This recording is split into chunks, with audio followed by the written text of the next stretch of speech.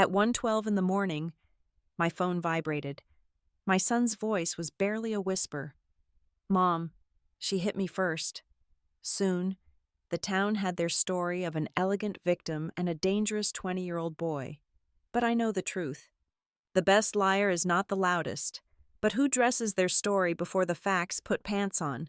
When I spoke, they realized that arrest was never just a domestic dispute. My name is Taylor Bradshaw. I am 44 years old, and if there is a single, undeniable truth that life has forced me to learn, it is that chaos thrives the moment you stop paying attention. I work in the Records Control Department for Meridian Fleet Services. My entire professional existence revolves around tracking anomalies, organizing massive logistical files, and fixing the incredibly costly mistakes made by careless people.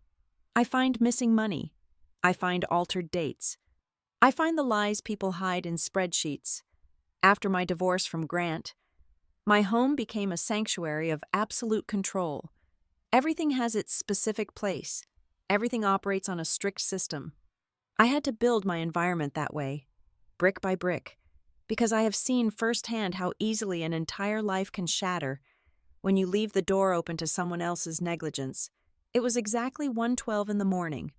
I was sitting at my kitchen island, cross-checking my end-of-the-month expenses under the low hum of the glass pendant light. The house was perfectly quiet, the kind of deep, undisturbed silence that only exists in the dead of winter nights. I was just about to close my laptop, turn off the lights, and head to bed when my phone vibrated aggressively against the cold marble countertop. The bright screen illuminated the dark kitchen. The caller ID read, Red Hollow County Police Department. My breath caught sharply in my throat. When I answered the call, my mind braced for the sterile, detached voice of a patrol officer delivering bad news about a car accident on the icy roads. Instead, the voice on the other end belonged to my son. Noah is 20 years old. He is a good, quiet kid, a mechanic who prefers working with his heavy tools and minding his own business over causing any sort of trouble. Over the phone, he did not cry. He did not yell. He did not sound frantic or defensive, but his voice was so hollow, so terribly thin. It sounded as though he was using every ounce of his energy just to survive his next breath. It sent a freezing spike straight down my spine. "Mom," Noah whispered, every syllable heavy with exhaustion. "She hit me first." She was Vivian Cross. Just thinking her name made my jaw tighten until my teeth ached. Vivian was Grant's new fiancée.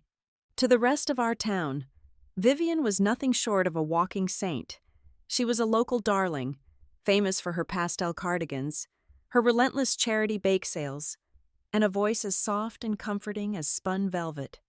She possessed this uncanny, calculated ability to always stand in the exact right spot for every photograph, projecting an aura of effortless grace, deep virtue, and fragile femininity. People loved her. They wanted to desperately protect her. She made everyone feel like they were the most important person in the room, while simultaneously reminding them of how delicate she was. I threw my heavy winter coat over my thin flannel pajamas, shoved my bare feet into my leather boots, and sprinted out the front door. The engine of my car roared to life, violently shattering the silence of my suburban driveway. As I sped down the winding, tree-lined roads, the heater blasted hot air against my face, but my hands remained entirely numb gripping the steering wheel. I forced my analytical brain to process the timeline of the evening. Tonight was supposed to be a simple, trivial errand. Noah had told me earlier that he was only swinging by his father's house to pick up his heavy metal toolbox and a thick folder of his late grandmother's old papers. That was it. He was supposed to walk in, grab his belongings, and head straight back to his auto shop to finish rebuilding an engine block. How does a young mechanic picking up a wrench end up sitting in handcuffs at a police station? The roads were pitch black and completely empty. The serene, undisturbed night outside my windshield stood in sharp, sickening contrast to the suffocating panic clawing at the inside of my chest. I rolled down the driver's side window just an inch, letting the freezing winter air bite my cheek to keep my mind grounded and alert. My professional instincts, the ones that hunt for discrepancies in corporate fleet logs, kicked into terrifying overdrive. This was not a random, spontaneous altercation. Noah is not aggressive. He actively avoids conflict. Vivian, on the other hand, is meticulously calculating. You do not get into a spontaneous, physical screaming match with a woman who measures every single breath she takes in front of an audience. No, I felt it deep in my gut. This was a trap. The stage had been meticulously set. The lighting had been adjusted, and my son had walked right into a script he did not even know was being written. I slammed the car door and practically ran up the wide concrete steps of the Red Hollow precinct. The harsh fluorescent lights inside the lobby buzzed with a sickening, sterile energy. I walked straight to the tall front desk, my posture rigid, my face locked into an emotionless mask. The duty officer sitting behind the bulletproof glass was a young guy, maybe in his late 20s. When I gave him my name and demanded to see my son, his reaction was immediate and entirely wrong. Usually, cops look at the parents of an arrested kid with a predictable mix of weary pity and stern authority. This officer did not look at me like that at all. He was overly polite, almost deferential, but his eyes constantly darted away from mine. He kept looking down at his keyboard, at the blank wall, at a stack of yellow papers anywhere but directly at my face. "Mrs.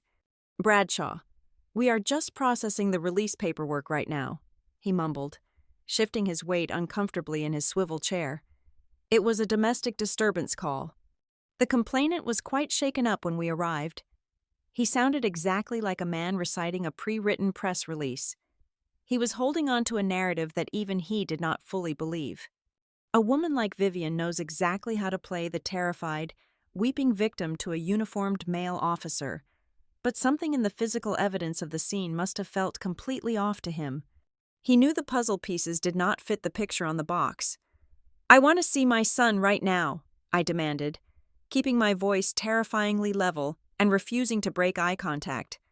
A few agonizing minutes later, the heavy metal security door clicked open, and another officer led Noah out into the bright lobby.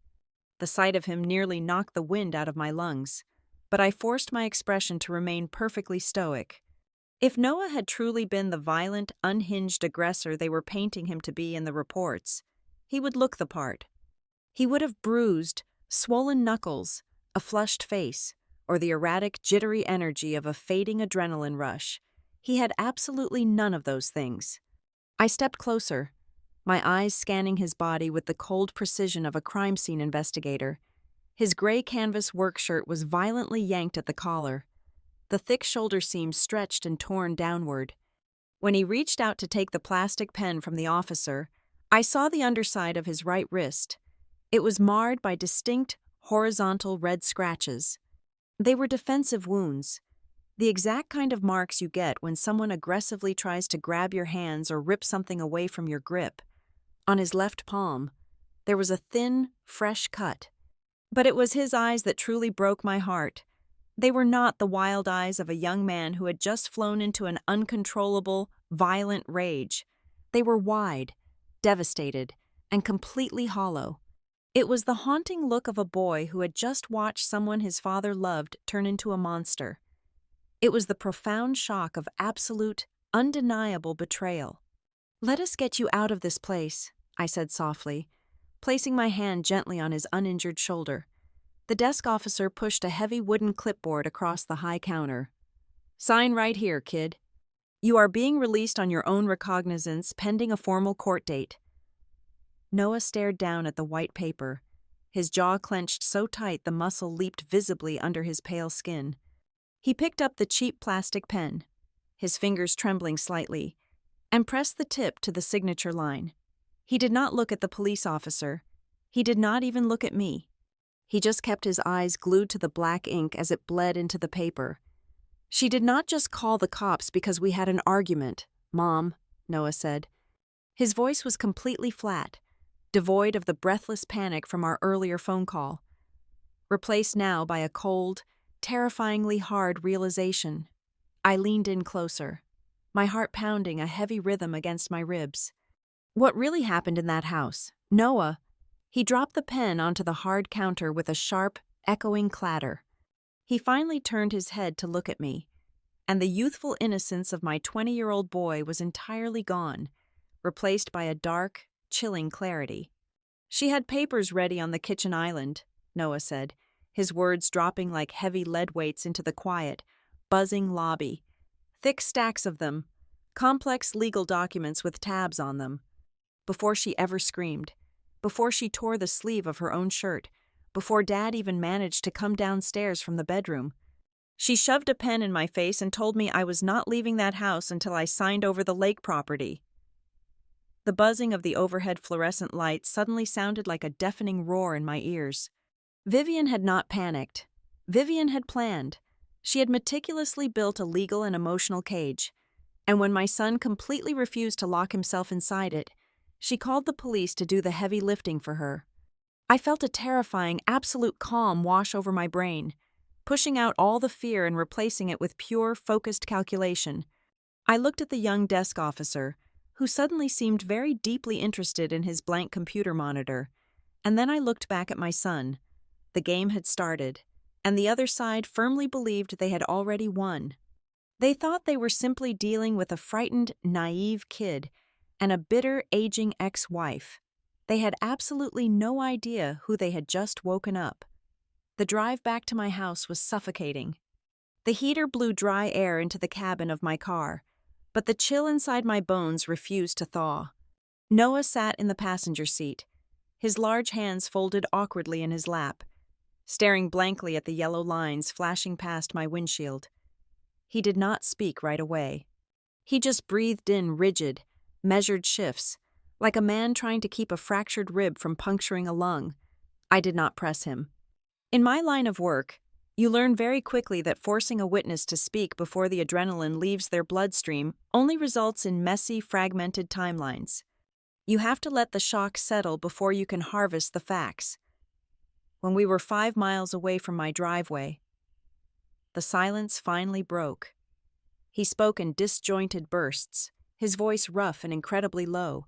"She sent me a text message at 11:40, Noah said, keeping his eyes fixed on the dark road ahead. "She said I needed to come over right then to grab the last of my winter gear from the hall closet. She also said my dad needed me to sign a standard liability waiver. She made it sound like a completely normal, trivial thing. A minor civil matter for the property insurance, just to get it out of the way before the weekend. I kept my hands at 10 and 2 on the steering wheel, a liability waiver at nearly midnight.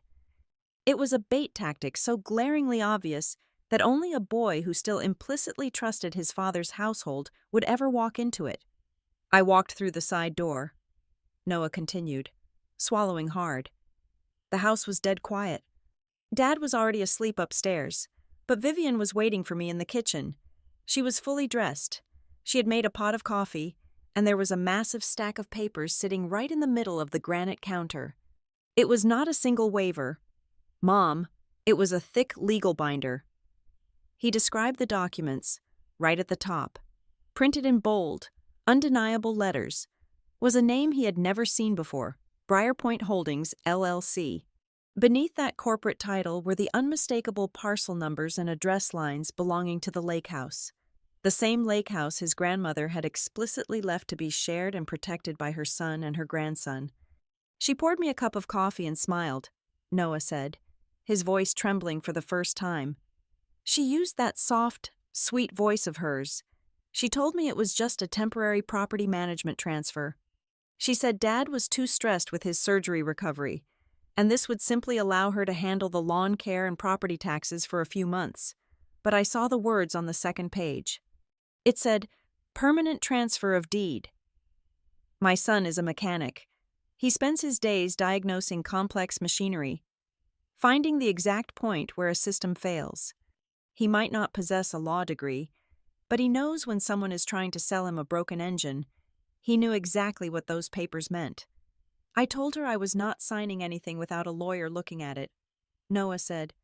She pushed the pen closer to my hand. I stepped back. I pulled my phone out of my pocket and quickly snapped 3 photographs of the top pages. That was when everything changed.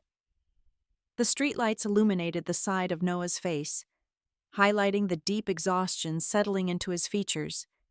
The moment my camera flashed, her face went entirely blank, he whispered. The sweet smile just vanished. It was like somebody flipped a switch behind her eyes. I turned around to walk out the mudroom door, but she sprinted around the island and physically blocked the exit. She lunged forward and tried to rip the phone out of my hand. I pulled my arm back to keep it away from her. That is when she hit me. My grip on the steering wheel tightened until my knuckles turned bone white. She slapped me directly across the face, Noah said. Hard, and before I could even process what was happening, she grabbed the collar of her own silk blouse. She violently yanked it downward, ripping the fabric all the way to her shoulder. Then, she threw herself backward against the refrigerator and started screaming. Mom! She screamed like she was being murdered. The trap had closed. It was a flawlessly executed performance, designed for an audience of one, Grant.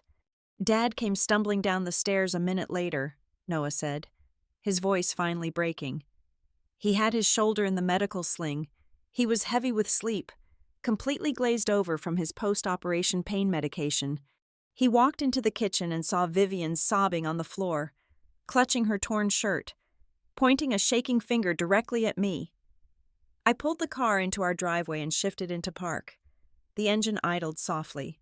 I turned to look at my son, the boy who had spent his entire childhood idolizing the man who taught him how to hold a wrench. Dad did not even ask me what happened. Noah breathed out, a single tear cutting a track down his cheek. He just looked at me. He looked at me like I was a monster.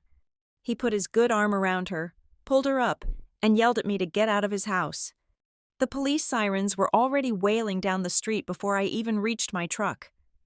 He was handcuffed right there in the front yard, the blue and red lights painting the pristine snow in violent colors. He tried to explain.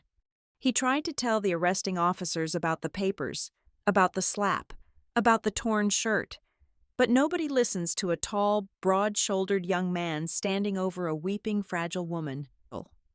The handcuffs were cold, but they were not the thing that broke my son tonight.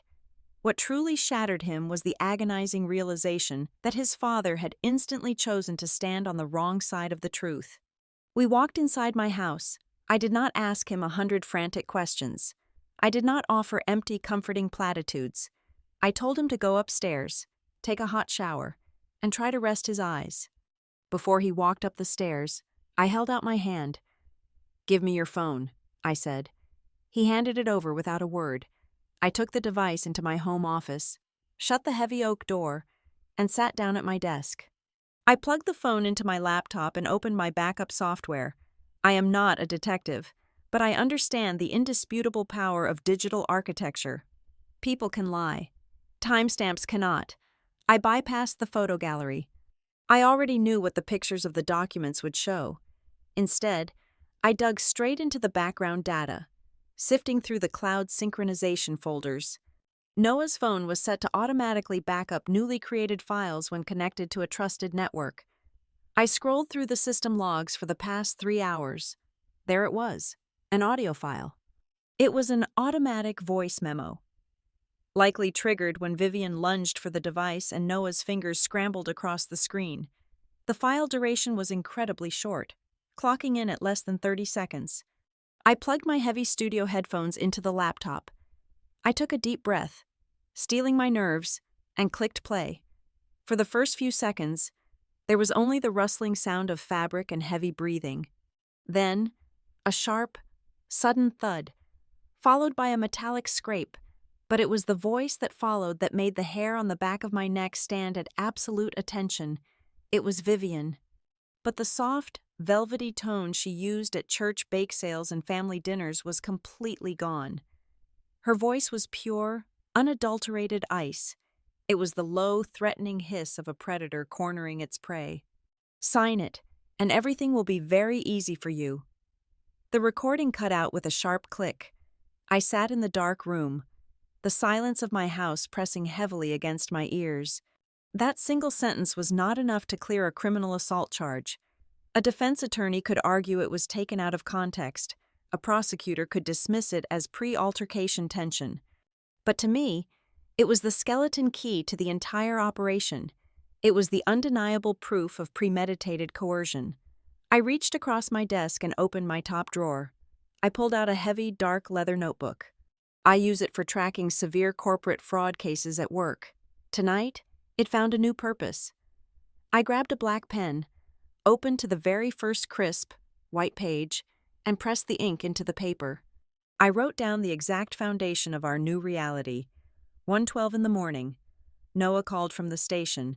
Vivian prepped the paperwork long before she ever called the cops. I stared at the words until the ink dried. Vivian Cross thought she had successfully buried my son under a mountain of carefully manufactured evidence. She thought she could steal his inheritance, destroy his reputation, and paint herself as a tragic victim, all while the man I used to love blindly protected her. She was wrong. The story she told the police was merely a rough draft. I was about to write the ending. By 7 in the morning, the winter sun had barely begun to crawl over the horizon, but the damage was already done. I had not slept a single minute.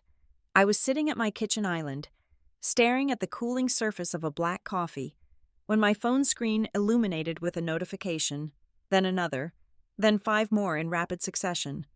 They were not messages checking on my well-being. They were screenshots forwarded by a few lingering acquaintances from my married days. Vivian had not waited for the police report to be filed. She had bypassed the legal system entirely and gone straight to the court of public opinion.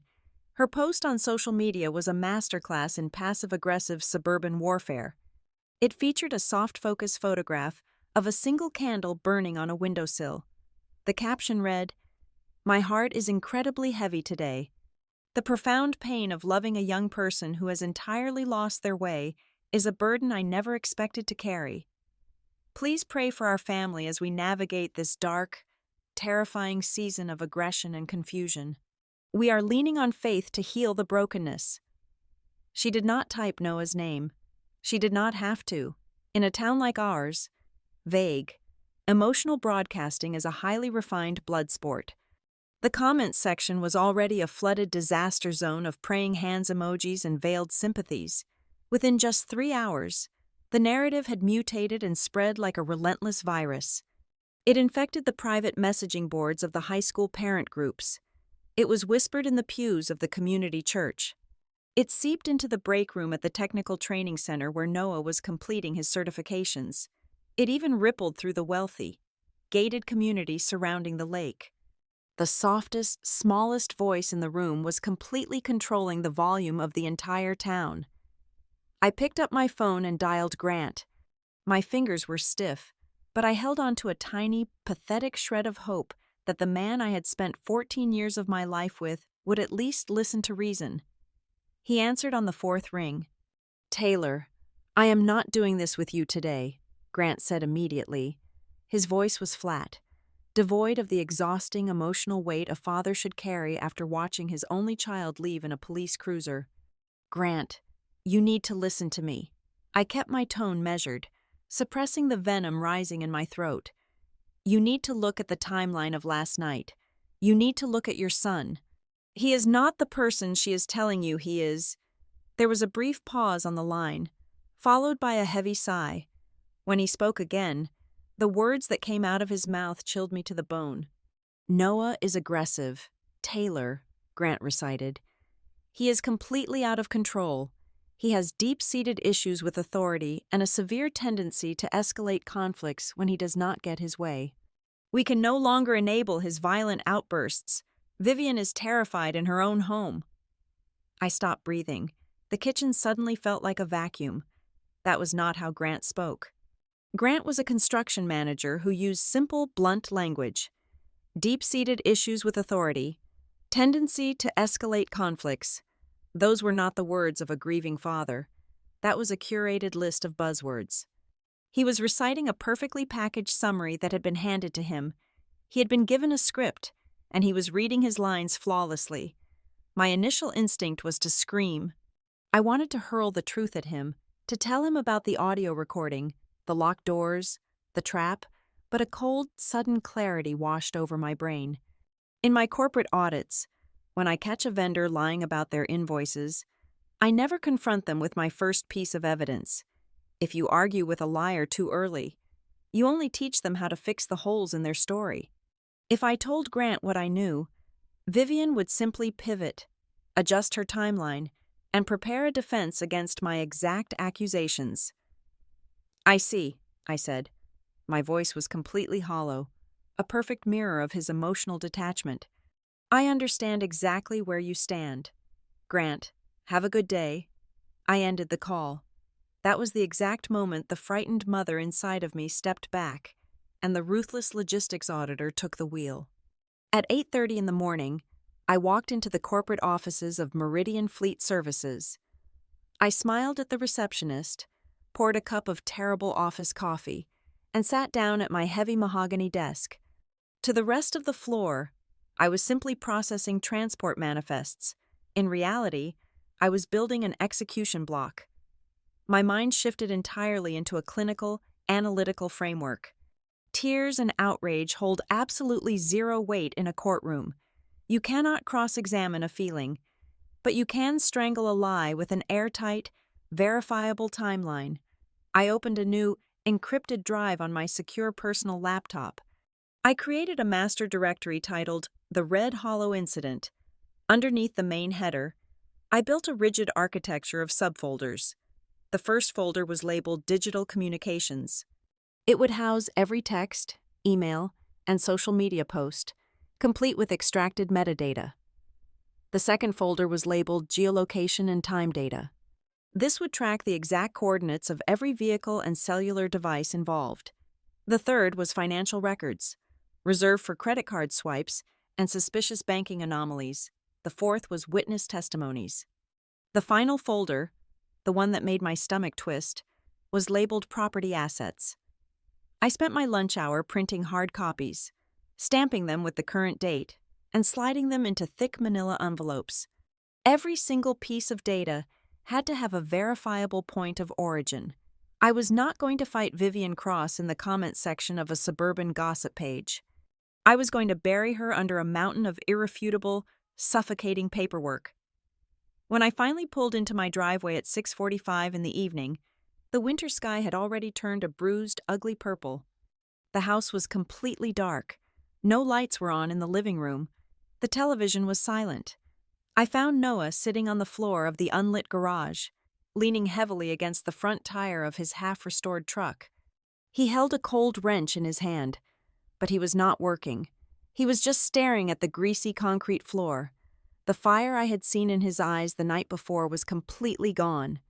He had spent the entire day reading the messages from his friends, seeing the whispers from his instructors, watching the town he grew up in swallow Vivian's poison without a single question. He was not angry anymore. He was drowning in a profound, suffocating shame. He was realizing that the threat of a jail cell was nothing compared to the agony of being publicly rewritten into a villain by someone wearing a victim's mask. "They are looking at me like I am a monster." "Mom," Noah whispered into the dark garage. "Even the guys at the shop, they think I snapped." I knelt down on the cold concrete right in front of him. I reached out and took the heavy steel wrench out of his hand, setting it aside. "Let them look," I said, my voice vibrating with a quiet, lethal intensity. "Let them think whatever they want for right now. Their opinions do not hold up in court. We do not need them to like you. Noah, we just need them to look incredibly stupid when the truth comes out." I stood up to turn on the overhead garage lights. Just as my hand touched the plastic switch, my phone vibrated in my coat pocket. I pulled it out. The screen glowed harshly in the dim space. It was a text message from an unregistered, masked number. There was no greeting. There was no signature. There was only one single, highly specific sentence. "If you want to know why she needed Noah to sign so fast, look at the lake house records." I stared at the glowing letters until they burned into my retinas. The game was no longer just about a domestic dispute. Someone else in the shadows was watching, and they had just handed me the map to the money. I walked straight to the basement after reading that anonymous text message. The air down there was stale, smelling of old paper and damp concrete. Along the back wall stood 4 heavy metal filing cabinets. When Grant and I finalized our divorce, I insisted on keeping copies of every joint tax return, property assessment, and estate document for my own records. Grant had called me paranoid back then, claiming I was incapable of letting the past go. Tonight, that exact paranoia was going to save our son from a very dark future. I pulled open the bottom steel drawer and lifted out a thick, dust-covered binder labeled with the name of my former mother-in-law, Evelyn Bradshaw. Evelyn had been a sharp, uncompromising woman who did not trust her own son's financial sense, and she absolutely despised the idea of outsiders getting their hands on family assets. When she passed away, she left the sprawling property on the lake to Grant, but she attached a highly specific, ironclad contingency to the deed. I carried the heavy binder upstairs, spread it open on the kitchen island, and flipped through the thick parchment pages until my finger traced the critical legal clause. The property could not be sold, leveraged, or transferred into a new corporate entity without the explicit notarized consent of her grandson. The caveat was the age restriction. Noah had to sign the waiver to release the property, but his signature only carried legal weight once he reached the age of 20. I leaned back against the kitchen counter. Noah had celebrated his 20th birthday just 6 weeks ago, in the eyes of a normal, loving family. Turning 20 is a quiet milestone of adulthood. In the calculating, predatory eyes of Vivian, that birthday transformed my son from a minor household annoyance into a massive, unavoidable legal barricade. I hurried back to my home office. I opened my laptop and pulled up the encrypted folder where I had stored the photographs Noah managed to take before the violent altercation. I zoomed in on the high-resolution image of the documents sitting on Grant's kitchen island. The text was slightly blurry at the edges due to his shaking hands, but the bold heading at the very top of the page was undeniable. It was not a temporary property management authorization like Vivian had smoothly claimed. It was a quitclaim deed. The paperwork was explicitly drafted to transfer the entire ownership and equity of the lake house directly into the portfolio of Briarpoint Holdings, LLC. I needed more context. I accessed an old archived email account I used during the final year of my marriage to manage our shared accountants. I searched the estate lawyer's name in the query bar. A chain of emails from 8 months ago populated the screen. The lawyer had sent Grant a very stern, unambiguous warning. The message stated that any structural changes to the estate trust or attempts to liquidate the lake property required absolute transparency with Noah.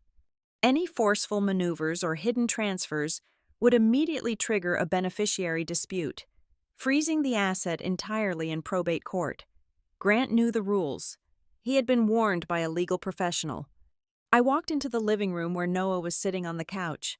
He was staring blankly at the dark television screen, lost in his own head.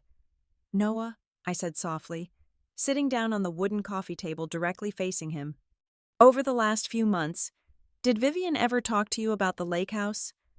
He blinked heavily, pulling his gaze away from the empty screen. "Not directly, but she started saying a lot of weird things right after my birthday. Whenever I went over there to see Dad, she would make these little passive-aggressive comments while doing the dishes or folding laundry. She kept telling me that a smart young man knows when to voluntarily step away from things that do not belong to him. She said it was time for me to stop holding on to the past and let my father move forward with his new life." He rubbed the back of his neck, looking incredibly defeated and small. "I thought she just wanted me out of Dad's life," he whispered, his voice cracking. "I thought she was trying to push me out of the family home so she could have him all to herself. I thought it was just regular stepmother jealousy. I never thought it was about real estate." I shook my head slowly, feeling a cold rage settling in my chest. "Noah, she did not care about you coming over for Sunday dinners or tracking mud into her hallway. She wanted you to step away from the deed of a property worth nearly $500,000. You were standing right in the middle of a massive commercial transaction, and you did not even know the store was open." I left him to process that reality and went back to the basement. I hauled up a heavy cardboard box of bank statements from the year Grant and I finalized the division of our assets. Some of those joint accounts had remained open for a while to catch lingering tax liabilities, and I had retained the historical statements. I spent 2 solid hours cross-referencing the old ledgers, hunting for the ghost in the machine. The numbers told a story that made me absolutely sick to my stomach. Months before Vivian ever pushed that plastic pen into Noah's hand, there were highly unusual expenditures bleeding out of Grant's personal accounts. There were massive payments to a boutique brand consulting firm. There were hefty invoices for commercial real estate appraisals, which made no sense for a residential family home. There were steep retainer fees paid to a corporate law firm situated 3 towns over, a firm that specialized in asset liquidation and shell companies, not family law. None of these expenses fit the profile of a mid-level construction manager recovering from shoulder surgery. Grant was bleeding cash into a machine he likely did not even fully understand, guided blindly by the woman brewing his morning coffee and managing his recovery schedule. I opened a secure browser window and accessed the state's corporate registry database. I typed the name Briar Point Holdings, LLC, into the search bar. The loading icon spun for 3 agonizing seconds before the official registration document populated on my screen. I scanned the filing dates, the listed agents, and the formation timeline. My breath caught sharply in my throat. Briar Point Holdings, LC, was not some long-standing investment firm or a legitimate property management company. It was a brand new entity. The official registration paperwork had been filed and approved exactly 11 days ago. 11 days before Noah was invited over late at night under the guise of grabbing old winter clothes. 11 days before the screaming, the torn silk shirt, and the wailing police sirens in the front yard. I closed the laptop with a soft click. The quiet hum of the kitchen refrigerator was the only sound in the house. I walked over to the island, picked up my black leather notebook, and opened it to the very first page. I looked at the timeline I had started just 24 hours ago. I drew a thick, harsh line through my previous assumption. The 1:12 morning phone call from the county jail was not the beginning of this nightmare. The arrest was not a sudden, unfortunate escalation of a tense family argument. The entire physical altercation was simply the final, violent trigger of an elaborate financial operation that had been running quietly in the background for months. Vivian needed to sell that lake house, and she needed to do it quickly through a shadow company. Noah was the only lock on the door preventing that sale. When he refused to hand over the key, she did not just break the lock. She called the authorities to drag him away so she could demolish the entire frame of the house without anyone asking questions. This was no longer a battle over a misunderstood boy with a bad temper. This was a calculated, cold-blooded heist, and my son was just collateral damage on a balance sheet. People with power always underestimate the people who clean up their messes. When you want to find out what is truly happening inside a house, you do not ask the person whose name is on the mortgage. You ask the person who scrubs the baseboards. I found June Bell at the local diner just after 6 in the morning. She had been the part-time housekeeper at the lake property for over 10 years, hired back when Grant's mother was still alive. June is a woman who notices everything but speaks very little, a survival trait for anyone working in wealthy homes. I walked into the diner, breathing in the heavy smell of fried bacon and stale coffee, and slid into the cracked vinyl booth across from her. I ordered 2 black coffees from the waitress and waited until we were alone. June looked incredibly nervous, her small hands wrapped tightly around the thick ceramic mug. I did not push her. I did not ask leading questions. I just laid a printed photograph of Noah on the sticky table and let the silence do the work. "I know he did not do it," June said quietly, her eyes darting toward the busy diner counter before settling back on my face. "Noah is a gentle boy. He always took his boots off at the door. But that woman, she moves things around when nobody is looking." I asked her to explain exactly what she meant. June took a slow, cautious sip of her coffee. "She told me that 2 weeks ago. Vivian had cornered her in the narrow laundry room. Vivian did not ask about cleaning supplies or laundry detergent. Instead, she asked highly specific, technical questions about the outdoor security cameras Grant had installed near the garage. She wanted to know exactly where the visual data was stored. Did it go to a physical box in the den, or did it float up into the internet cloud? When June told her the storage drive was kept in a locked metal cabinet down in the basement, Vivian had simply nodded, her face completely unreadable, and walked away. Then June told me something else, an everyday detail that made the hair on my arms stand at absolute attention. The morning before the arrest, Vivian had given June a very unusual task. She told me to go into Noah's old bedroom, pack up every single thing that belonged to him, and stack the heavy cardboard boxes right next to the back door, June whispered, leaning across the table. She said she was doing some deep spring cleaning, but it did not look like cleaning. It looked like she was meticulously staging an eviction. I left the diner with a tight knot in my stomach and immediately called Noah. I asked him to walk me through exactly how he got into the house that night. Vivian's official police statement claimed he violently breached the perimeter and stormed into the living room in a fit of uncontrollable rage. "I did not storm anywhere," Noah said over the phone, his voice thick with morning exhaustion. "She sent me a text message right before I pulled into the gravel driveway. She said I should just come in through the kitchen door because she would leave it unlocked for me." Why would a woman who was supposedly terrified of her aggressive stepson leave the back door wide open in the middle of the dark night? I drove straight to the marina located less than a quarter mile from the lake house. Wade Mercer manages the boat slips there. He is an old, weather-beaten man who lives on a rusted houseboat and spends his nights sitting on his wooden deck, smoking cheap cigars and watching the access road. I found him untangling a massive pile of wet nylon rope on the floating docks. Wade remembered the night of the arrest perfectly, because the flashing police lights had completely ruined his peaceful evening. But it was what he saw before the sirens arrived that broke the entire narrative wide open. "You had a commercial service van parked up at your old place real late that night," Wade grunted, tossing a heavy coil of rope onto the wooden planks. "A white van, harbor lock and key. Parked right in the driveway for a solid hour. I remember thinking it was an odd time for a man to be changing his deadbolts." I did not waste a single second. I drove directly to the harbor lock and key storefront on the edge of the county line. The shop smelled intensely of brass shavings and machine oil.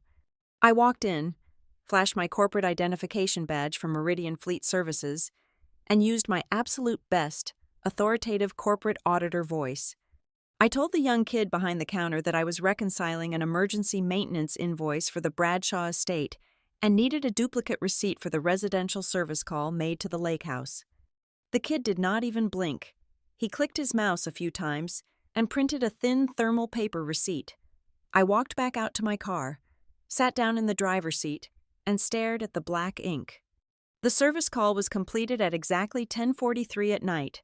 The technician had completely wiped the electronic front gate code and replaced the auxiliary deadbolt on the main entryway. Vivian had deliberately locked Noah out of the property almost an hour before she ever texted him to come over. I sat in the cold car and let my mind assemble the horrific puzzle. It was a masterpiece of emotional manipulation and physical funneling. Vivian changed the locks at 10:43 at night, ensuring Noah could not use his old brass key to enter normally. She instructed the housekeeper to pile his personal belongings near the back exit to create the visual illusion for the police that he was an angry kid being thrown out of the house. Then, she texted him to use the open kitchen door, funneling him exactly where she wanted him to stand. She lured him into a tightly controlled environment, presented the fraudulent corporate transfer papers, and when he refused to sign them, she executed the final, violent phase of her plan. Wade Mercer had given me one final detail before I left the wooden docks. It was the absolute nail in the coffin. Wade told me that about 10 minutes before the police cruisers came screaming down the road. He had walked up toward the property line to throw away some heavy trash bags. He saw Vivian standing alone on the back patio. She was on her cell phone. She was not crying, Wade had told me, looking me dead in the eye against the freezing wind coming off the lake. She was not shaking. She was talking in this smooth, perfectly normal voice, like she was ordering a pizza on a Tuesday. Then, a few minutes later, she is out in the front yard wailing like a dying animal for the cops. The entire event was meticulously staged. Every single prop was in its proper place. Every exit was blocked. I reached for my ignition. ready to head back to my home office to file these explosive new documents into my encrypted drive. When my phone buzzed in my coat pocket, it was a text message from June Bell. We had exchanged numbers at the diner just in case she remembered anything else about the house. I opened the message. There were no polite pleasantries. Just a chilling recollection she had been too terrified to say out loud in a public place. "I am sorry I did not say this to your face," the message read. "I was scared I would lose my job. But a few weeks ago, I overheard Vivian talking to her brother on the phone. She was complaining about Noah holding up the paperwork. Then she laughed. She said she did not actually need him to sign anything if he became a legal liability. She said that if Noah simply got a bad criminal record, everything with the estate would be resolved very quickly." I read the words again. A bad criminal record. My breathing slowed down until my chest barely moved. Vivian did not just want to scare my son into signing a piece of paper. She needed to legally destroy his credibility. A convicted felon cannot easily contest a civil property transfer in a probate courtroom. No judge would hand over a $500,000 asset to an angry, violent young man who assaults his stepmother. She was actively trying to brand him with a violent assault charge purely to neutralize his legal standing as a beneficiary. She was trying to trade his entire future, his freedom, and his good name for a quick real estate payout. I put the car in drive, my hands incredibly steady, my vision perfectly clear. She wanted a paper trail. I was going to build her one that would bury her alive. Ruth Calder operates out of a windowless office in a brutalist concrete building downtown. She is an independent forensic accountant who treats bank statements the way a surgeon treats an open chest cavity. She does not care about broken hearts, tearful apologies, or suburban gossip. She only cares about where the money bleeds. I hired her the morning after my visit to the lock shop. I handed her a thick encrypted drive containing everything I had pulled from my archived joint accounts, along with the corporate registry numbers I had found. I told her I needed her to tear my ex-husband's financial life apart, down to the last copper penny. 2 days later, Ruth called me back to her office. When I walked in, she did not offer me a cup of coffee. She just turned her monitor around so I could see the glowing spreadsheet. Ruth had bypassed the personal checking accounts entirely and gone straight into the operational ledgers of Grant's construction business. What she found was a highly coordinated financial hemorrhage. There was a rapid, inexplicable sequence of massive wire transfers bleeding out of the company payroll accounts, redirected into services that had absolutely nothing to do with buying lumber or pouring concrete. "Look at these vendor names. Taylor," Ruth said, tapping a red fingernail against the screen. "Your ex-husband builds commercial strip malls. So why is his company paying thousands of dollars in monthly retainers to image consultants and crisis management strategists?" My eyes scanned the highlighted rows. One specific payee name jumped off the screen: Northvale Strategies. I recognized that name from a corporate seminar I had attended years ago. They were not contractors. They were a high-end public relations firm specializing in reputation laundering and media positioning for disgraced executives. The realization hit me like a physical blow to the chest. Vivian had not just prepped the fraudulent deed and changed the locks. She had literally purchased a professional communications strategy to control the narrative of my son's arrest before it even happened. That was why Grant sounded like a robotic press secretary on the phone. That was why Vivian's social media post was so flawlessly constructed. Northvale Strategies had written the script. They were orchestrating the public execution of a 20-year-old boy to protect a corporate theft. But Ruth was not finished. She pulled up a secondary file, this one tracking credit card authorizations linked to Vivian's personal name. "It gets worse," Ruth said, her voice entirely devoid of emotion. "I found an invoice for an expedited commercial real estate appraisal on the lake house. The booking was finalized and paid for last week. The actual physical inspection is scheduled to happen exactly 48 hours after the night your son was arrested. That is a very tight, very deliberate window." It was too perfectly timed to be a coincidence.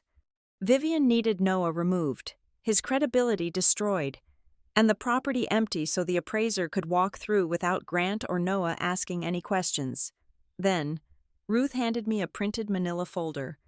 I also dug into the corporate structure of Briarpoint Holdings LLC, the company printed on those transfer documents.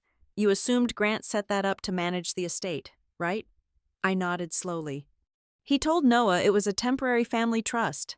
Grant is not listed anywhere on the formation documents, Ruth stated, dropping the final bombshell.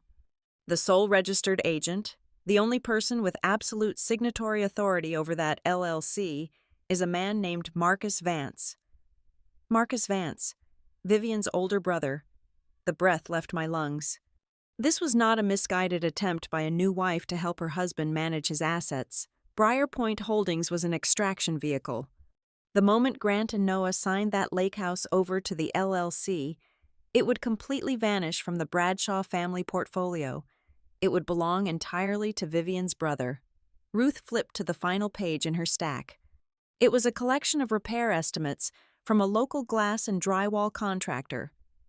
Vivian filed a supplemental police report, claiming Noah went on a violent rampage inside the house, Ruth said, adjusting her glasses.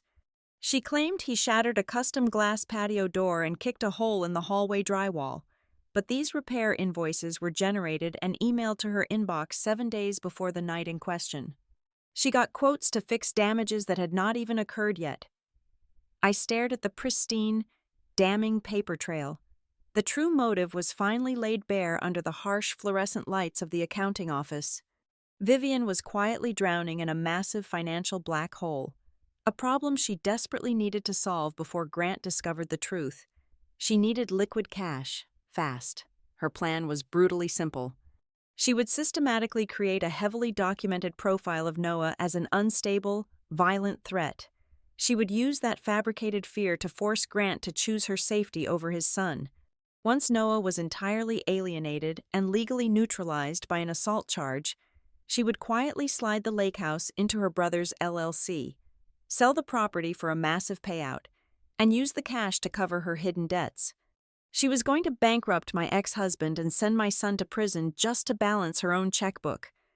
I thanked Ruth, paid her invoice in full, and drove home. The winter sky was gray and suffocating, but my mind was operating with terrifying absolute clarity.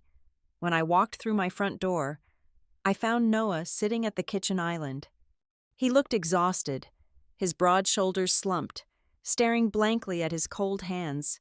The weight of the town's whispers and the looming court date was crushing him. "I should have just signed the papers, Mom," Noah whispered, his voice cracking with a deep, misplaced guilt. "If I had just kept my mouth shut, if I had just signed the waiver and walked away, none of this would be happening. I brought the cops to the house because I was stubborn." I dropped my heavy leather bag onto the floor and walked straight over to him. I grabbed his chin, forcing him to look me directly in the eyes. I could not allow him to carry a burden that belonged to a predator. "Listen to me, and listen to me very carefully," I said, my voice sharp and uncompromising. "You did absolutely nothing wrong. You did not cause this. This machine was built and turned on weeks before you ever walked through that door. The issue here is not your refusal to sign a fraudulent document. The issue is that the adults who were supposed to protect you decided to use the county police department as a violent negotiating tool." Noah blinked, the guilt in his eyes slowly giving way to a profound, quiet shock. "They wanted you to feel exactly like this," I continued, lowering my voice but keeping the steel in my tone. "They wanted you to feel small, guilty, and exhausted. Because exhausted people plead guilty just to make the nightmare stop. But we are not stopping. We are going to let them walk right into the courtroom and tell their beautiful, perfect lies. And then we are going to burn their entire stage to the ground." I let go of him and walked into my home office to file Ruth's documents into my encrypted drive. As I organized the physical files, a single, nagging question kept scratching at the back of my mind. Vivian had orchestrated the LLC transfer, but how was she legally authorizing the payments from Grant's corporate construction accounts to the PR firm? Grant was a stubborn man who managed his own money tightly. He would never simply hand over his business ledgers, unless he was physically unable to hold the pen. I tore through the medical folders I had requested during the initial shock of the arrest. I pulled out Grant's post-operative care plan from his shoulder surgery. The recovery timeline required heavy narcotic painkillers for a duration of 6 weeks. During that exact window, Grant was legally and medically incapacitated. I logged into the county clerk's public database and ran a final, desperate search under Grant's full legal name.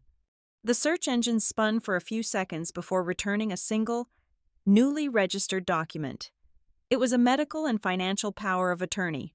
Grant had signed a temporary power of attorney agreement transferring absolute control of his personal and business affairs to Vivian for the duration of his medical recovery.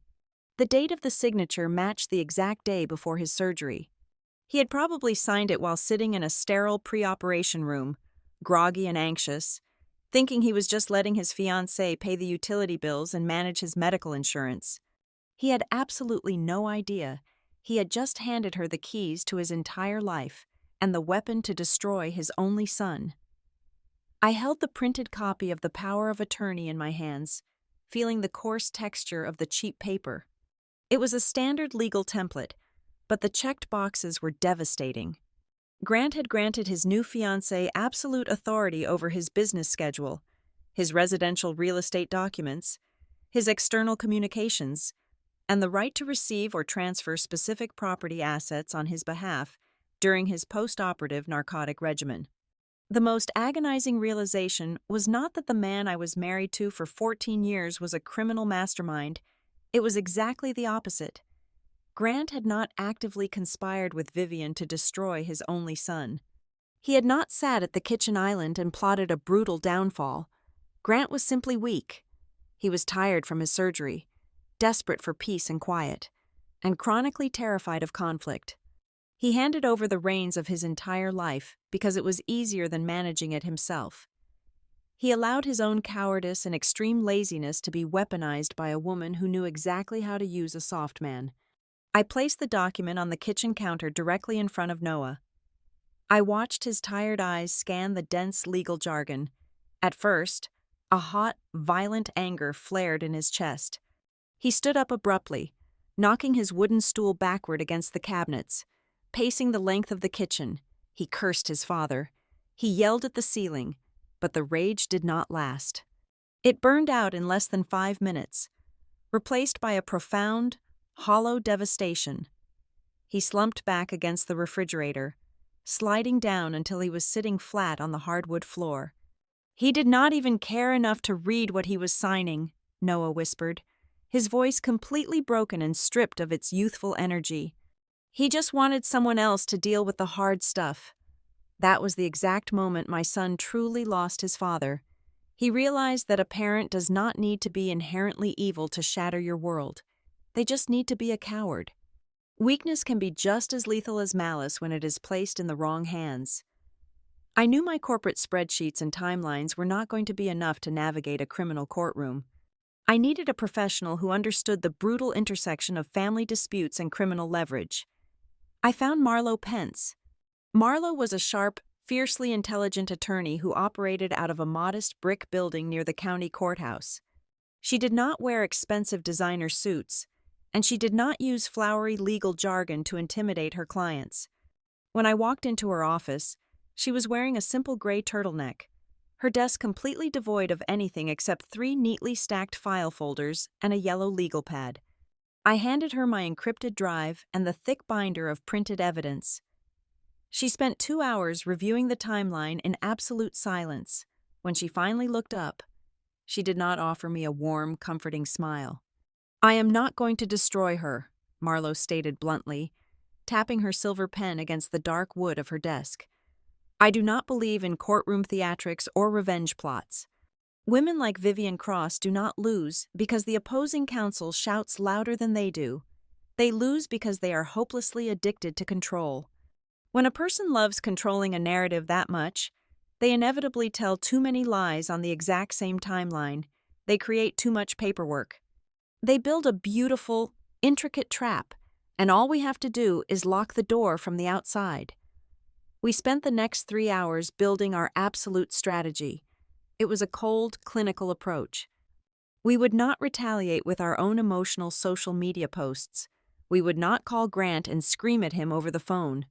We would not engage in a public mudslinging contest with the local church groups or the neighborhood association.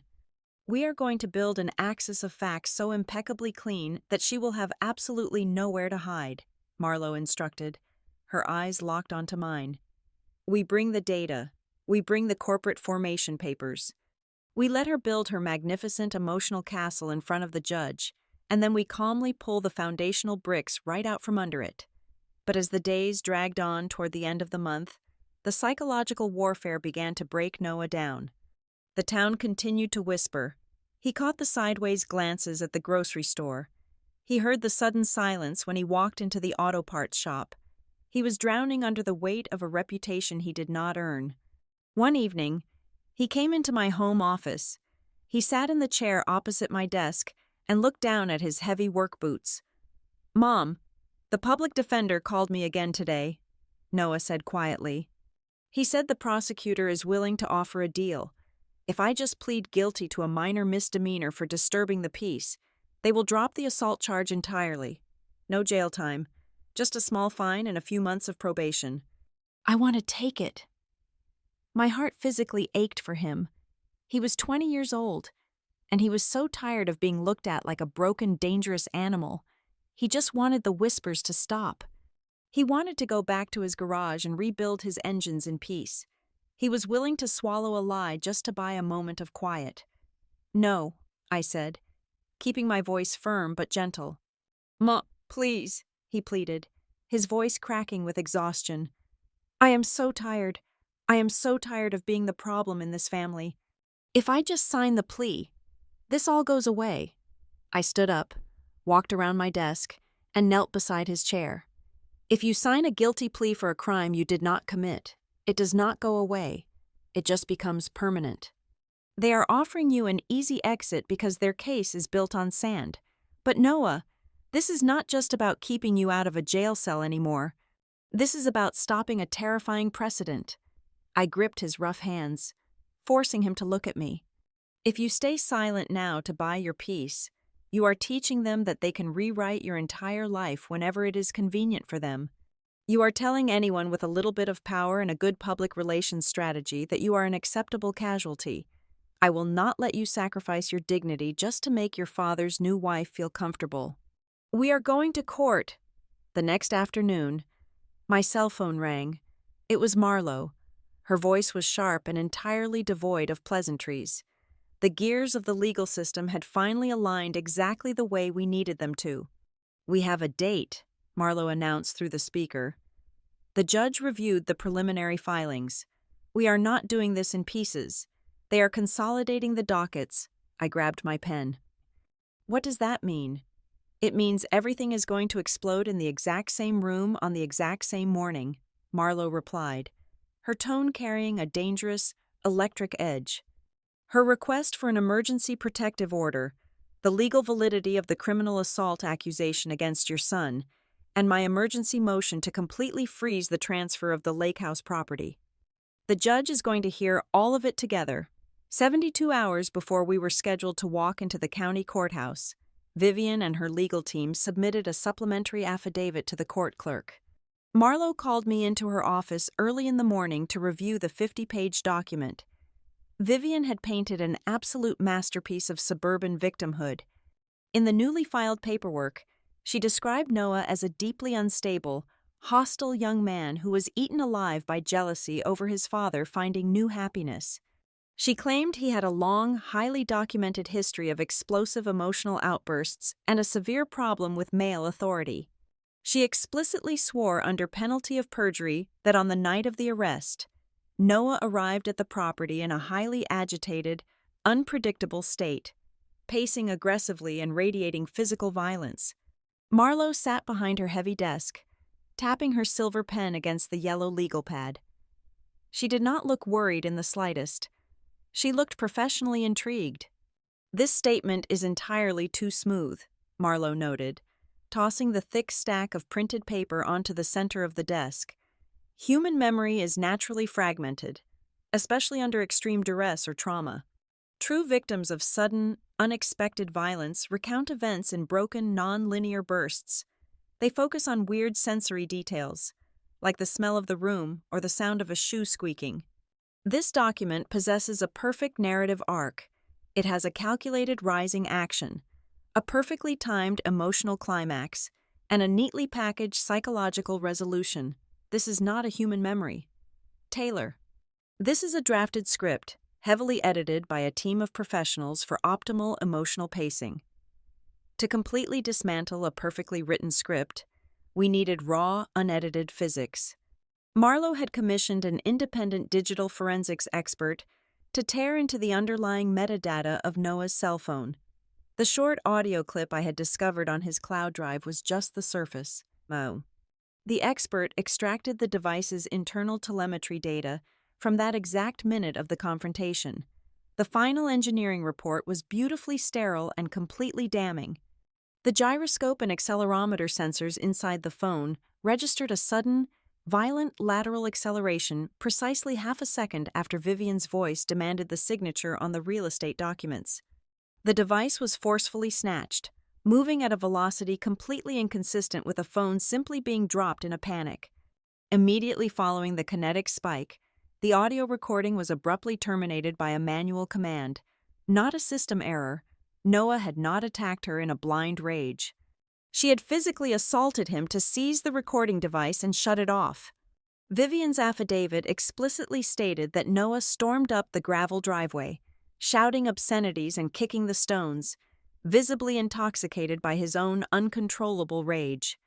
However, she completely forgot that wealthy, secluded neighborhoods are heavily fortified with private surveillance systems.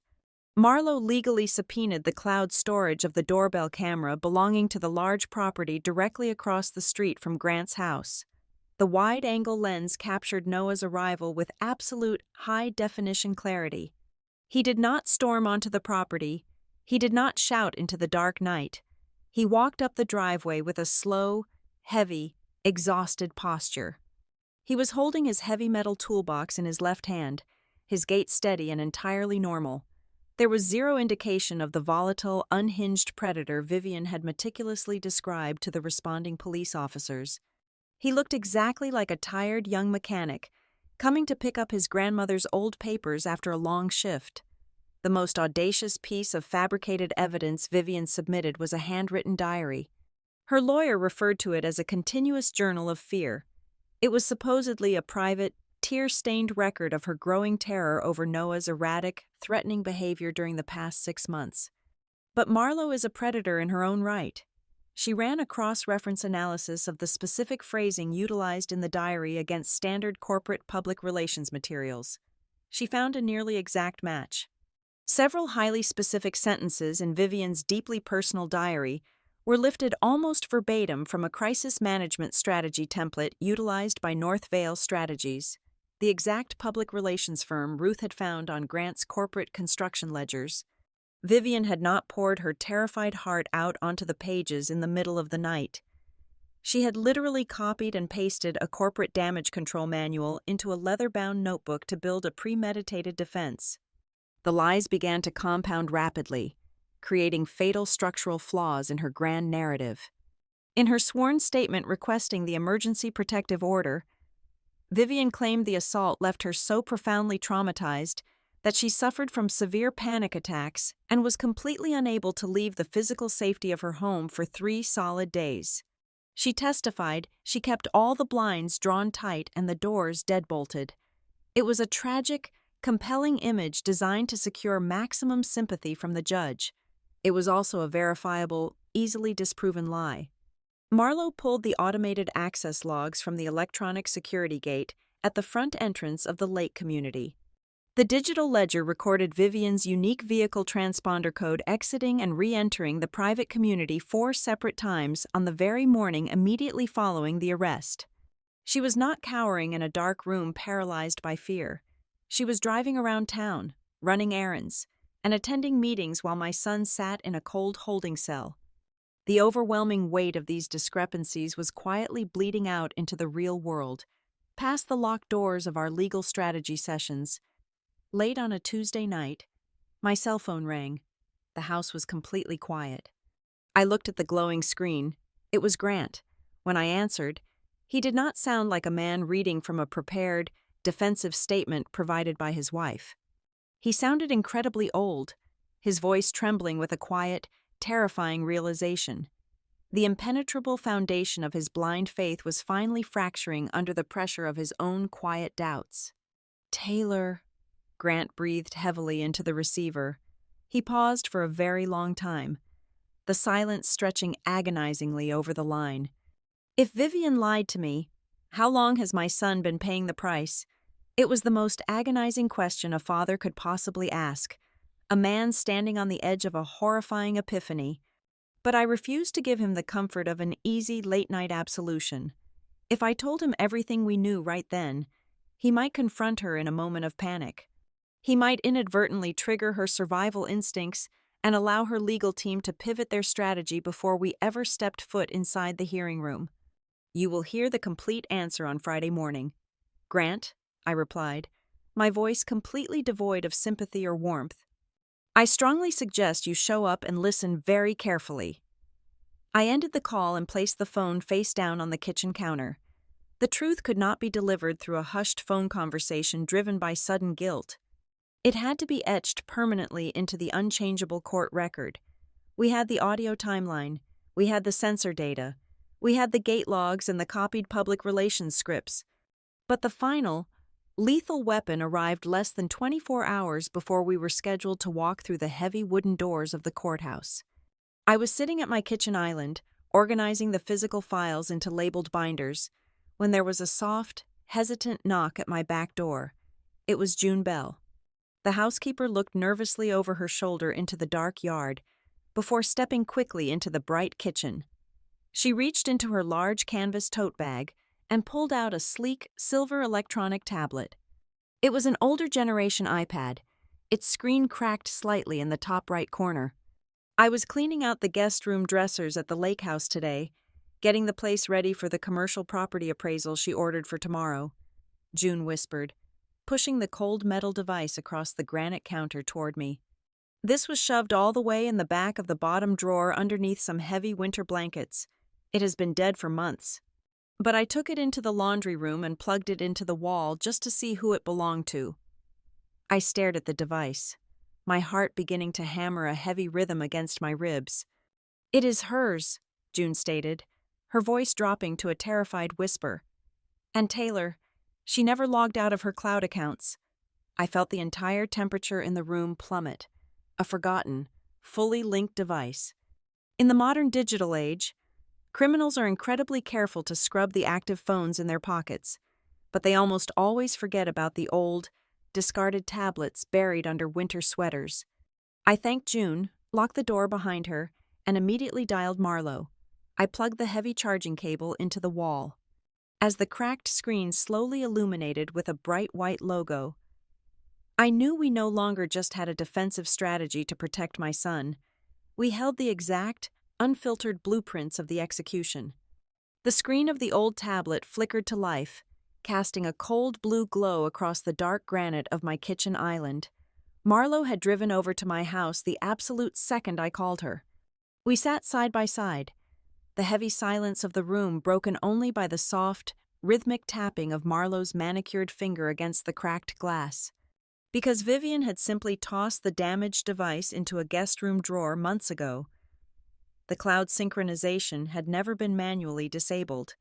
Every single note, every discarded thought, every voice memo she recorded on her active phone had been quietly mirroring onto this forgotten piece of hardware.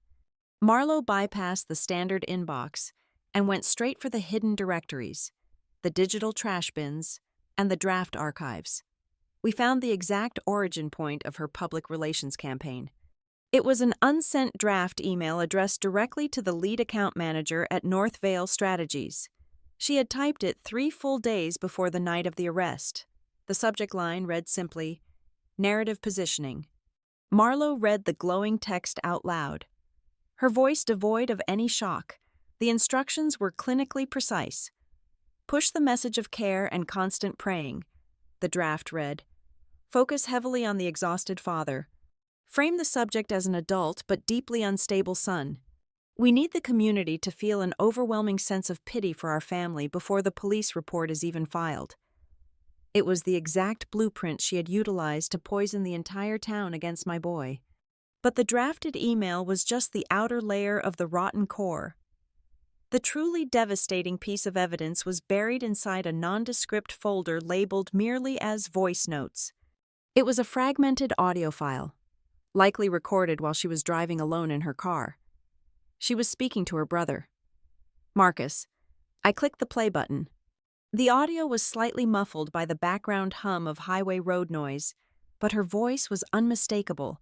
It was completely stripped of the soft, fragile victim persona she wore in public. She sounded impatient, sharp, and utterly ruthless. I do not need to convict him, Marcus, Vivian hissed through the tiny tablet speaker. I just need a record showing he is dangerous. If he has an active assault charge pending, no probate judge in this state is going to listen to a single word he says about the estate transfer. We just need him out of the way long enough to close the sale. Marlowe kept digging through the linked accounts, pulling up a secondary email address Vivian used for her private networking. That was when the entire, horrifying picture finally snapped into perfect, undeniable focus. Vivian was not a mastermind real estate mogul looking to build a massive property portfolio. She was a desperate, panicking woman drowning in a catastrophic financial hole. 6 months ago, she had chaired a massive charity fundraising project for a high-profile community arts initiative. The gala was a spectacular failure, but the emails revealed a reality far worse than simple poor planning. She had quietly misappropriated the enormous vendor deposits. She owed hundreds of thousands of dollars to private caterers, event management companies, and furious high-net-worth donors. The private threats of legal action from those donors were sitting right there in her inbox. The walls were rapidly closing in. The grace periods were expiring, and she was entirely out of time. That was why she needed the lake house immediately. But the twist that made the blood in my veins run absolutely cold was the true nature of her exit strategy. She never intended to keep the property, and she certainly never intended to share the profits with Grant to build their new life together. The correspondence with her brother laid out the final, lethal phase of the operation. Once the deed was successfully transferred into Briar Point Holdings, Marcus was going to immediately liquidate the asset to an out-of-state cash buyer. They were going to drain the funds through a series of untraceable shell accounts, pay off her disastrous charity debts, and then simply dissolve the limited liability company entirely. Grant would eventually wake up from his surgical recovery haze to find his family home completely gone. His only son facing a brutal prison sentence and a massive tax liability attached to his own name for a fraudulent commercial sale he unknowingly authorized while sedated. She was going to leave the man she was about to marry holding a completely empty, legally radioactive bag while she walked away clean. Noah was standing in the doorway of the kitchen. He had walked down the stairs silently in the dark, his bare feet making no sound on the hardwood floors, and he had heard every single word of the voice memo. He moved slowly toward the island, all color gone from his face. For weeks, my son had been silently wearing himself down. He had convinced himself that Vivian carried a deep, intensely personal hatred toward him. He thought he was unlovable, a fundamentally broken kid who had ruined his father's second chance at happiness just by existing. But standing under the harsh kitchen lights, looking at the glowing screen, the devastating truth finally washed over him. It was never personal. He was not a monster in her eyes. He was just a math problem. He was a piece of annoying legal red tape standing between her and a pile of cash. She did not need him to disappear forever. She just needed him to become a terrifying enough liability so that nobody would look closely at the forged signatures on a property deed. The sheer scale of the manipulation hit me so hard my knees actually buckled. I had to grip the heavy edge of the granite counter to keep my balance. I thought about the heavy steel doors of the county jail. I thought about the exhausted, dead look in my son's eyes when he picked up that cheap plastic pen to sign his release papers at 1:12 in the morning. I realized with absolute horror that if I had slept through my phone ringing that night, if Noah had been too proud or too scared to call me, If he had simply signed those estate papers in a moment of sheer panic, his entire life would be gone. He would have lost his freedom, his dignity, and his rightful inheritance in complete, suffocating silence. A wave of overwhelming physical nausea washed over me. I pressed the heels of my hands tightly into my eyes, fighting back a sudden, violent sob that threatened to tear out of my throat. Marlowe reached out and placed a firm, remarkably cold hand on my shaking shoulder. "Do not fall apart now, Taylor," she commanded, her voice slicing right through the heavy, suffocating emotion in the room. "Tears are absolutely useless to us right now. Outrage is a massive vulnerability.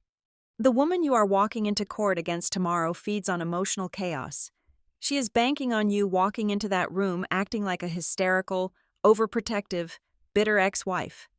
But tomorrow, what kills Vivian Cross is not a mother's tears. What kills her is a sequence of events that does not miss a single minute. You have the timeline. You have the receipts. You hold the execution order right here in your hands. Keep your heart completely frozen until the gavel drops." I took a deep, shuddering breath, pulling the cold, analytical records auditor back to the very surface of my mind. The panic slowly receded, replaced by a solid, unbreakable sheet of ice. I unplugged the tablet and placed it gently into the final manila envelope. I neatly stacked the printed emails, the forensic data reports, and the audio transcripts into the heavy leather binder. I snapped the metal rings shut with a sharp, decisive crack. I looked across the counter at my son. His broad shoulders were finely straight. The crushing, invisible weight of the town's whispers had completely vanished from his eyes, replaced by a quiet, steady fire. "Noah," I said, my voice steady, calm, and carrying the absolute weight of a finalized verdict. "Tomorrow I am not begging them to believe you. I will leave them absolutely no room to disbelieve." The heavy oak doors of the county courthouse swung shut, sealing us inside a room that smelled of polished wood and old paper. Vivian Cross sat at the plaintiff's table, looking like a masterfully painted portrait of suburban suffering. She wore a pale beige cardigan over a simple white blouse. Her makeup was minimal, strategically highlighting the dark circles under her eyes. She looked fragile. She looked utterly exhausted. When she took the stand, her voice was a masterclass in controlled devastation. She did not yell. She spoke in a soft, trembling whisper that forced everyone in the gallery to lean forward just to hear her. She painted a vivid, horrifying picture of my son. She testified that Noah arrived at the property well past 11 o'clock at night in a highly agitated, unpredictable state. She claimed he aggressively demanded liquid cash and the immediate transfer of property rights. When she gently tried to calm him down, she swore under oath that he physically shoved her against the kitchen counter, forcing her to violently tear her own clothing in a desperate attempt to break free from his grip. To solidify her performance, Vivian's attorney entered her supplementary evidence into the official court record. He submitted the handwritten diary, presenting it as a continuous, tear-stained chronicle of a woman whose fear had been steadily escalating for 6 months. He submitted the repair invoices for the broken glass and damaged drywall, arguing that the night of the arrest was merely the explosive climax of a long, terrifying pattern of abuse, not a sudden, isolated incident. I sat next to Marlowe at the defense table. I felt Noah tense up beside me, his breathing turning shallow and rapid as he listened to this woman completely assassinate his character under oath. But Marlowe did not object. She did not interrupt. She sat perfectly still, her hands folded neatly on the wooden table. This was her explicit strategy. You do not interrupt a liar when they are weaving a flawless narrative. You let them talk.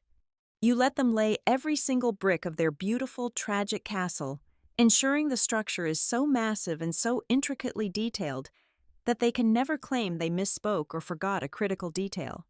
When Vivian finally finished her heartbreaking testimony, the judge looked down at our table with a heavy, sympathetic sigh.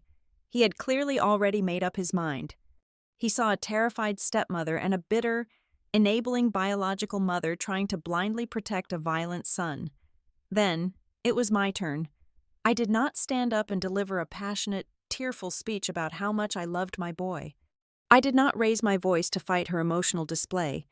I simply stood up, unclasped the heavy metal rings of my black leather binder, and began to lay out the undeniable physics of the timeline. "Your Honor," I began, my voice ringing out cold and perfectly level across the silent courtroom. "The plaintiff has testified that my son aggressively breached the property perimeter in an uncontrollable rage. I submit into evidence the digital access logs from the front security gate, alongside the high-definition surveillance footage subpoenaed from the neighboring property." The video played on the large court monitor. It showed Noah walking slowly, exhaustedly up the driveway, carrying a heavy metal toolbox. He was not shouting, he was not kicking stones, he was not pacing. "Furthermore," I continued, flipping to the next page of my binder, "the plaintiff testified that my son forced his way into the locked residence. I submit a verified commercial receipt from Harbor Lock and Key. This document confirms the plaintiff completely altered the main entryway deadbolts at exactly 10:43 at night. She deliberately locked him out, and then she sent him this text message, which I am now entering into evidence, explicitly instructing him to enter through the unlocked back kitchen door." I watched the color drain slightly from Vivian's pale cheeks. Grant, sitting directly behind her in the gallery, suddenly sat straight up, his eyes widening in confusion. I did not give them a single second to breathe. I pulled out the printed high-resolution photographs of the quitclaim deed. "The plaintiff claims my son arrived demanding money," I said, my voice hardening into steel. "My son arrived to pick up his grandmother's old papers. Instead, he was met with this legally binding transfer document, drafted to move a property worth $500,000 into a newly formed corporate entity named Briar Point Holdings. I submit the corporate registration showing the sole proprietor of this company is Marcus Vance, the plaintiff's biological brother. I also submit an invoice for a commercial real estate appraisal booked and paid for 3 days before my son ever stepped foot in that kitchen." The courtroom was completely silent. The judge leaned forward, his sympathetic demeanor entirely gone, replaced by a sharp, calculating judicial scrutiny. "When my son refused to sign away his family inheritance," I stated, picking up the small digital audio player from the table, "the plaintiff did not cower in fear. She attempted to forcefully confiscate his cellular device." I pressed play. The short, violent scuffle echoed through the speakers, followed immediately by Vivian's voice, completely devoid of its soft, trembling warmth. "Sign it, and everything will be very easy for you." Vivian's attorney immediately jumped up from his chair, stammering a loud objection about context and pre-altercation tension.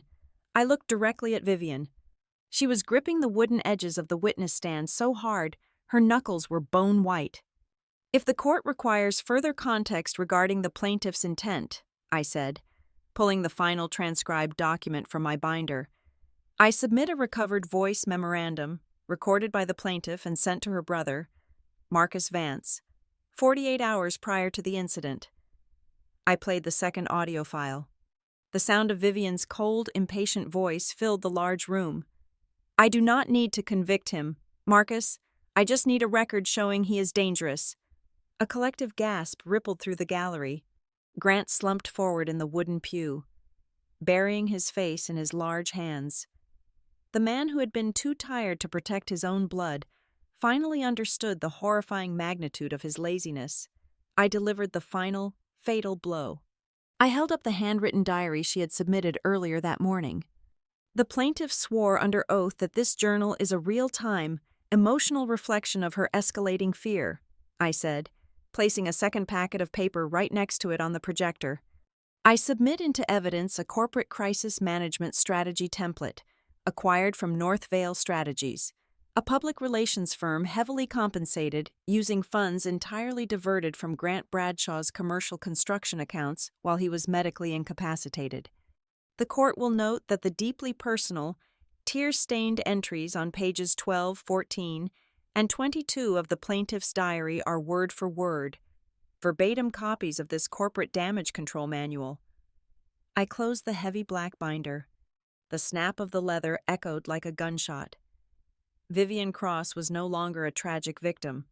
She was standing completely exposed under the harsh fluorescent lights, revealed as a desperate, calculating architect who had meticulously staged an emotional crime scene to manipulate the county police, her fiancé, and this very court. I looked up at the judge. I kept my voice incredibly calm, completely devoid of any triumphant arrogance. "My son was not arrested because he is dangerous," I said quietly, ensuring every single syllable carried the weight of absolute truth. "He was arrested because someone needed a dangerous person to exist on paper." The climax resolved with brutal, rapid efficiency. The judge aggressively struck down the request for the emergency protective order. He immediately froze all asset transfers related to the Lake House property, issuing a direct injunction against Briar Point Holdings. Furthermore, he ordered the county prosecutor to formally review the plaintiff's sworn affidavits for perjury and referred the diverted construction funds to the State Financial Fraud Division for a comprehensive criminal investigation. Grant sat frozen in the gallery, a completely broken man, surrounded by the shattered ruins of his second chance at happiness. Noah was officially cleared. His name was washed clean in the public record. When the heavy wooden doors of the courtroom opened, I did not cheer. I did not gloat. I simply put my hand firmly on my son's broad back and guided him out of the building, stepping out into the bright, freezing morning air. The nightmare was finally over. Not because we screamed the loudest, but because the truth, when properly organized, requires absolutely no decoration. Thank you so much for listening to this story today, and please let me know down in the comments where you are listening from so we can connect and share our thoughts together. Please subscribe to the Helena Revenge Stories channel, like this video, and show your support by hitting the hype button so this story can be heard by even more people.